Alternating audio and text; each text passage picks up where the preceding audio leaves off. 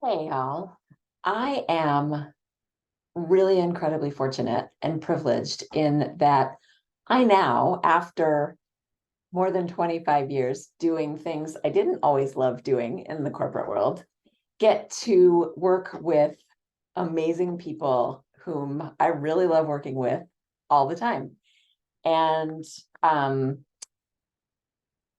I know believe me, I know what a hard time it is. I'm seeing more layoff notices now. I spoke with some more people today who have been laid off. It's a crappy time out there, and I don't want to seem like I'm gloating by saying that. My point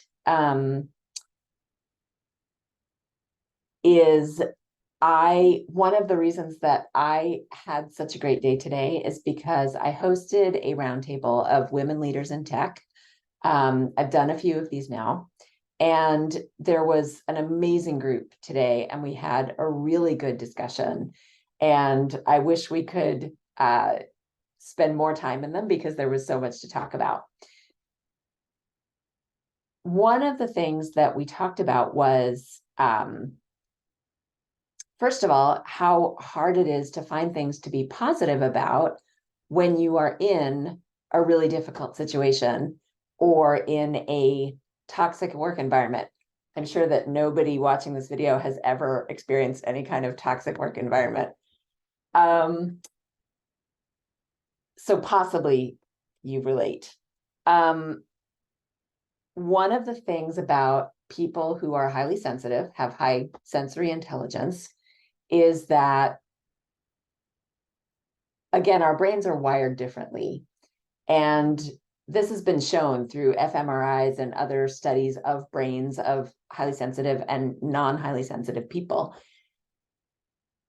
Things stick with us longer, and we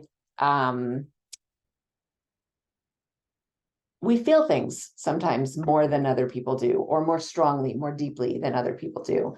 So when we're in kind of a shitty situation, it may feel shittier to us than it might to someone else who doesn't take that as deeply. And it's not a fault of that person, of either person, the person who does take it deeply or the person who doesn't. It's just the way we're wired. But what that means is that it can look like people who are highly sensitive are not dealing with things as well as someone else, which isn't true. They're just dealing with it in a different way. The flip side of it is that when we find joy and little things that make us happy, they can make us really happy. And it takes less to actually bring that joy and to make us happy than it might take for someone who doesn't take those things in the way that we do. This sounds a little like babbling, so I hope I'm making sense. I want to open people's eyes about neurodiversity, the way that brains work differently, and empathy, and thinking about the fact that if someone reacts to something differently than you do, give them a break. There's probably reasons for it. And if someone's going through a rough time and is having trouble lifting themselves up out of it, there's probably a reason for that too. So think about what you do for yourself when you're going through something like that, and maybe you can gently, kindly offer it as a suggestion and not a should. Okay, that's a lot of babbling for today. I'm going to stop here.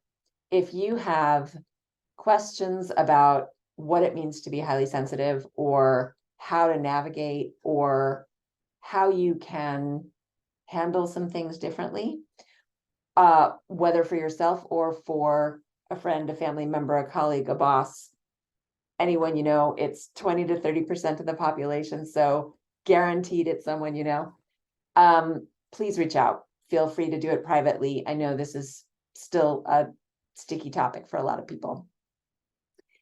And I just noticed that my gremlin is in the picture too. So feel free to reach out and ask me about my gremlin, because it's one of my coaching tools, but it was something that worked for me a while ago, and I'm very fond of it. Okay, have a great weekend, and I look forward to hearing from you.